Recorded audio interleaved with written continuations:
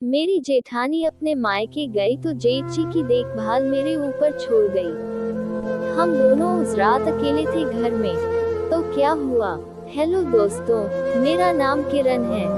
मेरी उम्र 26 साल है और फिगर की बात क्या करूं, एकदम आकर्षक हूँ, देखने में बहुत खूबसूरत हूँ। मेरे अभी बच्चे नहीं थे, पति बाहर काम के सिलसिले में हुए थे। वैसे तो मैं देखने में बहुत ही खूबसूरत दिखती थी, लेकिन फिर भी मैं उतनी सजने संवरने पर ध्यान नहीं देती। मैं और मेरे पति, मेरे जेठ लखन और उनकी पत्नी कोयल के साथ हम लोग सब यहाँ कानपुर में ही रहते हैं। मेरे पति काम के सिलसिले में बहुत बार घर से बाहर ही रहते हैं, लेकिन फोन पर हम घंटों बातें करते हैं।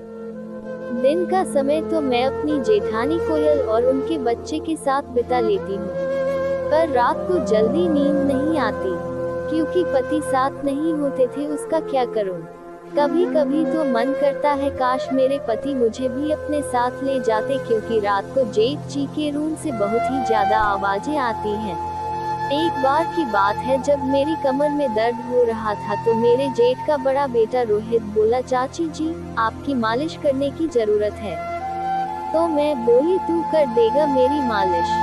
वो मान गया और उसने तेल से मालिश करनी शुरू कर दी, जिससे कि मुझे बहुत आराम मिल रहा था।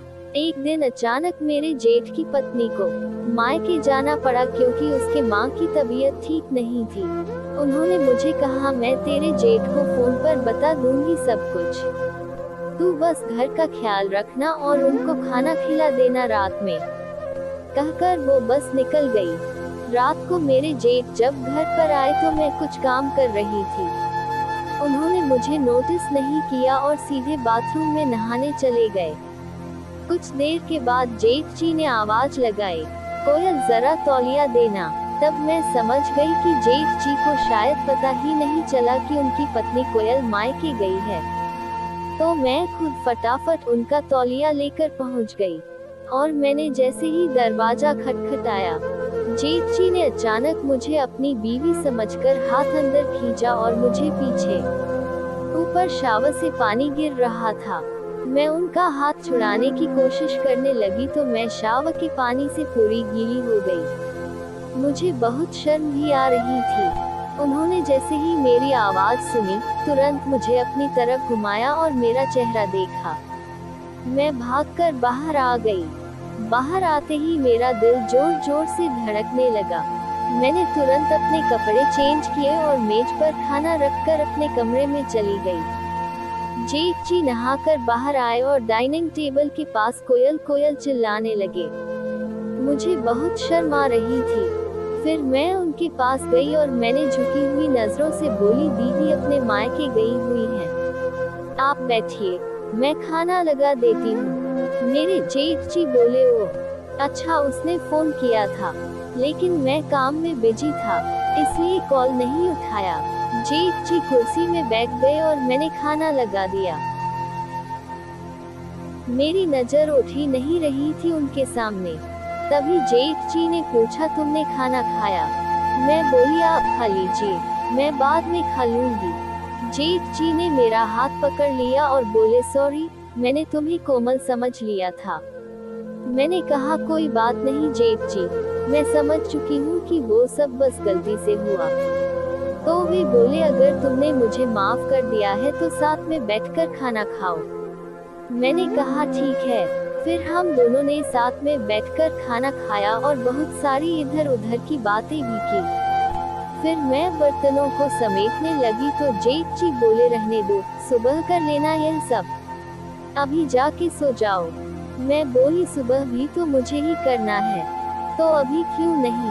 बोलकर मैंने काम करना चालू कर दिया। तो जेठ जी भी मेरे साथ बर्तन करने लगे। मैं बोली, आप रहने दो, मैं कर लूंगी। कैसे रहने दूं? तुम इतना काम करती हो, मैं तुम्हारी हेल्प ही नहीं करूं? वे बोले। फिर वे मेरे साथ बर्तन उठाकर किचन तक ले गए। तो मैं बोली, आप यहाँ रख दो। मैं बर्तन धोने लगी तो वो भी साथ में लग गए। मैंने कहा, आप रहने दीजिए ना। वो मेरी बात को सुन ही नहीं रहे थे। बोले, इसी बहाने तुमसे थोड़ी बात भी हो जाएगी। फिर सारा काम खत्म करके हम लोगों ने कुछ देर बातें की और फिर मैं बोली अब चले सोने, रात ज्यादा हो रही है। मेरा मन तो नहीं कर रहा था जाने का, मेरा भी दिल कर रहा था कि आज जेठ जी के साथ ही। तो मैं अनमनी सी अपने कमरे की ओर जाने लगी। उन्होंने मुझे गुड नाइट कहा। सुबह जेठ जी उठे भी नहीं थे और मैं सारा काम खत्म करके नाश्ता बनाने लगी। तब तक जेठ जी बाहर आए और बोले, अरे इतनी जल्दी यह सब करने की क्या जरूरत थी। मैंने बोला आपको ऑफिस के लिए लेट ना हो जाए इसलिए। जेठ जी ने कहा आज ऑफिस नहीं है, मैं तुम्हें रात में ही बताने वाला था कि तुम्हें तो बस नींद आ रही थी। मैंने बोला आपको ऑफिस के लिए लेट ना हो जाए इसलिए। जेठ जी ने कहा आज ऑफिस नहीं है, मैं तुम्हें रात में ही बताने वाला था कि तुम्हें तो बस नींद आ रही थी। मैं बोली कोई बात नहीं, आप नहा लीजिए, फिर नाश्ता लगाती हूँ। जेठ जी नहाकर आए और फिर हम दोनों ने साथ नाश्ता किया। फिर जेठ जी ने कहा तुम बहुत दिन से बाहर नहीं गई हो और भाई भी नहीं है जो तुम्हें कहीं घुमाने ले जाएगा। हम कहीं घूमने चले अगर तुम्हें मेरे साथ बाहर घूमने में दिक्कत नहीं है तो।